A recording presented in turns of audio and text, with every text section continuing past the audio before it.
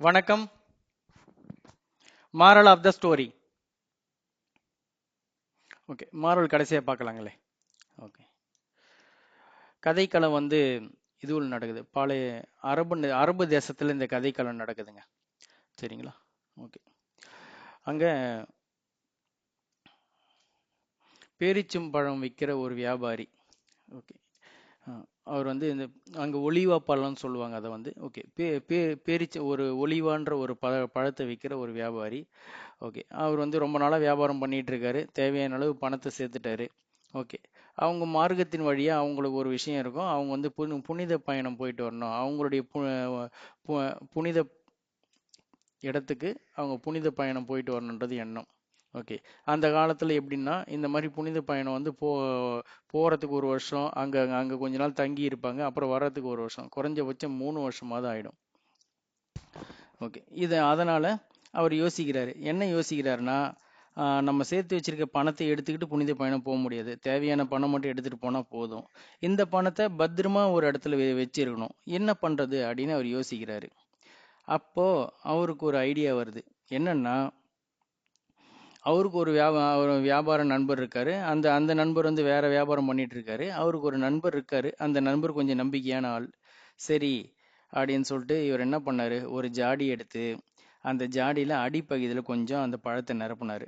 நிரப்பிட்டு நடுப்பகுதி முழுசாக அவர் சேர்த்து வச்ச தங்க கட்டிகளை நிரப்புனார். நிரப்பிட்டு மேல் பகுதியில் ஒரு 1/4 பங்கு மேல் பகுதியில் மறுபடியும் பழத்தை நிரப்புனார்.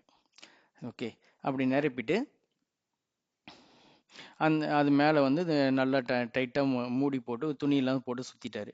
அந்த நண்பர்கிட்ட கூப்பிட்டு எடுத்துகிட்டு போகிறாரு. அந்த ஜாடியை எடுத்துகிட்டு போயிட்டு இது மாதிரி விஷயத்த சொல்கிறாரு. என்னன்னு சொல்கிறாருன்னா, நான் இது மாதிரி புனித பயணம் போகணுன்ற எண்ணத்தில் இருக்கேன். ஸோ அது போயிட்டு வர 3 வருஷம் ஆகிடும். அது வரையும் இந்த ஜாடியை பத்திரமா வச்சுக்கிட்டு, இந்த ஜாடியில் ஒன்றும் இல்லை, பழம்தான் வச்சுருக்கேன். நான் வியாபாரம் ஆரம்பிக்கும் போது இந்த பழைய காலத்து பழம்லாம் கொஞ்சம் சேல்ஸ் ஆகும், அதுக்கு தான் வச்சுருக்கேன், அதனால தான் வச்சுருக்கேன், மற்றபடி எதுவும் இல்லை. இந்த இந்த பழ ஜாடியை பத்திரமா வச்சுக்கோ அப்படின்னு சொல்லிட்டு கொடுக்குறாரு. ஓகே, அந்த வியாபாரியும் பழஞ்சாடி தானே, பழத்துலேருந்து ஜாடியிலேருந்து பழ வாசனை வருது, ஓகே பழஞ்சாடி தானே அப்படின்னு சொல்லிட்டு அவர் எடுத்து ஒரு ரூமில் எடுத்து பத்திரமா வச்சுட்டாரு. இந்த வியாபாரி, பழ வியாபாரியும் இது புனித பயணத்துக்கு கிளம்பிட்டார். வருடங்கள் உருண்டு விடுகிறார். 2 வருஷம் ஆயிடுச்சு. 2 வருஷம் ஆகுது. அந்த பழம் சீசனுக்கு மட்டும்தான் கிடைக்கும், அன்சீசனில் கிடைக்காது. அதாவது ஒரு குறிப்பிட்ட 3 மாதம் மட்டும் அந்த பழங்கள் கிடைக்காது.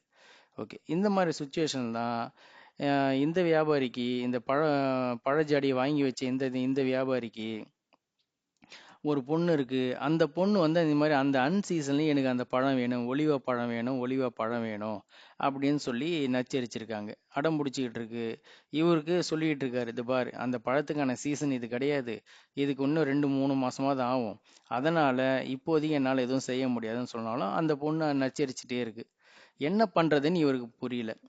சரி, இவருக்கு அப்பதான் திடீர்னு அந்த எண்ணம் வந்தது. ஆஹா, அந்த நண்பர் ஒருத்தர் ஒலிவா பழ ஜாடி தானே கொடுத்துட்டு போனாரு, முடிஞ்சா அந்த பழத்தை எடுத்து கொஞ்சம் கொடுத்துடலாம், அதுக்கப்புறம் என்ன நம்ம வேற பழத்தை வாங்கி வச்சிடலாம் அப்படின்ற எண்ணம் அந்த ஜாடியை போய் மூடி திறக்கிறாரு. திறந்த உடனே அந்த பழங்கள் கெட்டு போயிருந்தது. சரி, மேலோட்டமாக தானே கெட்டு போயிருக்கு, உள்ள நடுவில் இருக்க பழம் கெட்டு போகாமல் இருக்கும்லவா அப்படின்னு ஒரு முடிவு எடுத்து இன்னும் கொஞ்சம் அடியில் இப்படி கை விட்டு கிளறி எடுக்கும்போது உள்ள இருக்க தங்கத்தை அவர் பார்த்துடுறாரு. ஓஹோ, நண்பர் தங்கத்தை உள்ள மறைச்சி வச்சு மேலே பழத்தை வச்சு மேக்கப் பண்ணியிருக்காரு அப்படின்னு புரிஞ்சுக்கிட்டு அவரு இருக்கிற அந்த தங்கத்தெல்லாம் எடுத்துட்டு அந்த 3 மாசம் வரைக்கும் காத்துக்கிட்டு இருந்தார், எப்போ அந்த சீசன் வரப்போகுதுன்ட்டு. சீசன் வந்தவொடனே இம்மீடியட்டா அதே மாதிரி இருக்க பழங்களை அந்த சீசன்ல வந்த ஒலிவ பழங்களை எடுத்து அந்த ஜாடி மொத்தம் போட்டு அடைச்சிட்டு கட்டி வச்சுட்டாரு. ஆபா, பொண்ணால நமக்கு மிகப்பெரிய லாபம் கிடைச்சதுன்னு ஒரே சந்தோஷத்துல பூரிப்புல இருந்தாரு. ஓகே, அடுத்த ஒரு வருஷம் தான், 3வது வருஷம் அந்த பழ வியாபாரி திரும்பி வந்துட்டாரு. பழ வியாபாரி வந்த உடனே இவருக்கு அதிர்ச்சி, ஃபர்ஸ்ட் அதிர்ச்சி இருந்தாலும் அவர் அந்த அதிர்ச்சியை மறைச்சிக்கிட்டு வா நண்பானோடனே இவர் என்னுடைய ஜாடி கொடுப்பாருன்னு, ஜாடியா தோ இருக்கு பாரு, அப்படியே வச்ச இடத்துல அப்படியே இருக்கு பாரு, எந்த எடுத்துட்டு போன்னு சொல்லி கொடுத்து அனுப்புறாரு. ஓகே, இந்த இந்த பழ வியாபாரி போய் வீட்டுக்கு போய் ஜாடியை பிரித்து பார்க்குறாரு. ஜாடி மொத்தம் பழமாக தான் இருக்கு. ஓகே, புரிஞ்சிடுச்சு அவருக்கு. சரி, என்ன பண்ணுறதுன்னு தெரியல, அதனால ஊர் பஞ்சாயத்துக்கு எடுத்துகிட்டு போகிறாரு. ஓகே, அங்க ஊர் பஞ்சாயத்துல ஒன்றும் புரியல. என்னடா இது, இந்த வியாபாரி அந்த பழத்துக்கு நடுவில் தங்கத்தை வச்சேன்றான், அந்த வியாபாரி அதுல பழம்தான் இருக்கு, எனக்கு எதுவுமே தெரியாது அப்படின்னு சாதிக்கிறான். ஒன்றும் புரியலையே, இது எப்படி தான் கண்டுபிடிக்கிறது அப்படின்ற ஒரே குழப்பம் அந்த நடுவருக்கு. அவர் தீர்ப்பை ஒத்தி வைக்கிறாரு.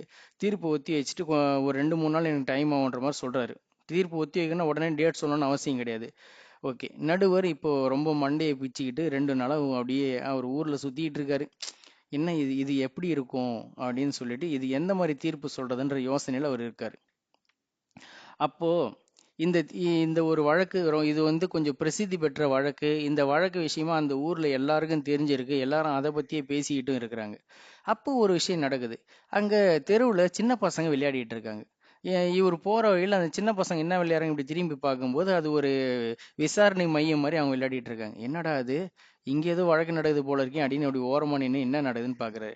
பார்த்தா இந்த இந்த வழக்கு தான் நடந்துகிட்டு இருக்கு. இது மாதிரி ஒரு பழ வியாபாரி இன்னொரு வியாபாரி மேல பழி போற வழக்கு தான் நடந்துகிட்டு இருக்கு. அங்க நடுவரா ஒரு பையன் உட்காந்துகிட்டு இருக்கான். ஓகே, என்ன நடக்குதுன்னு பார்க்கும்போது இது மாதிரி 2 பேர் வாதி பிரதிவாதி பேசி முடிச்ச உடனே நடுவர் என்ன சொல்றாரு, ஓகே இது ரொம்ப ஈஸி, அந்த பழத்தை செக் பண்ணி பார்த்தா தெரிஞ்சிட போகுது அப்படின்னு ஒரு வார்த்தையை சொல்றான். அவ்வளவுதான். அந்த பையன் என்ன மோட்டிவ்ல சொன்னான்னு தெரியாது. இவரு திடீர்னு லைட் எரியுது. ஆஹா அப்படின்ட்டு நேரா வந்தாரு. வந்து பஞ்சாயத்தை கூட்டுறாரு. வாதி பிரதிவாதியை நிக்க வைக்கிறாரு. நிக்க வச்சுட்டு தீர்ப்பு சொல்ல போறேன் அப்படின்ட்டு ஒரு 3 பேரை வர வச்சாரு. எல்லாரும் தீர்ப்பு சொல்ல போறேன்னா என்ன நடக்குதுன்னு பாக்குறாங்க. அந்த 3 பேரும் அந்த ஊரு வெளியூரு சேர்ந்த பழத்தை ஒப்பிட்டு பார்க்கக்கூடிய எக்ஸ்பர்ட்ஸ். ஓகே, இவங்க வந்து வேற வேற ஊரை சேர்ந்த பழத்தை ஒப்பிட்டு பார்க்குற ஒரு நிபுணத்துவம் வாய்ந்தவர்கள். இவங்க தான் தீர்ப்பையே சொல்ல போறது அப்படின்னு மக்கள் குழம்புறாங்க. இருந்தாலும் பொறுமையா பார்க்குறாங்க என்ன நடக்குதுன்னு. ஜட்ஜி என்ன சொல்றாரு, அந்த ஜாடியில் இருக்க மொத்த பழத்தையும் கொட்ட சொல்றாரு. மொத்த பழத்தையும் கொட்டி பரவலா அந்த 3 பழ வியாபாரியும் செக் பண்ண சொல்றாரு. செக் பண்ணும்போது 3 பழ வியாபாரியும் ஒரே விஷயத்த சொல்றாங்க. என்ன சொல்றாங்கன்னா, அதுல 1/4 பங்கு பழைய பழம், 3 வருஷத்துக்கு முன்னாடி இருந்த பழைய பழமும், மீதி 3/4 பங்கு ஒரு வருட பழமும் இருக்கு அப்படின்னு சொல்றாங்க. புரிஞ்சிச்சா? முடிஞ்சு போச்சு கதை.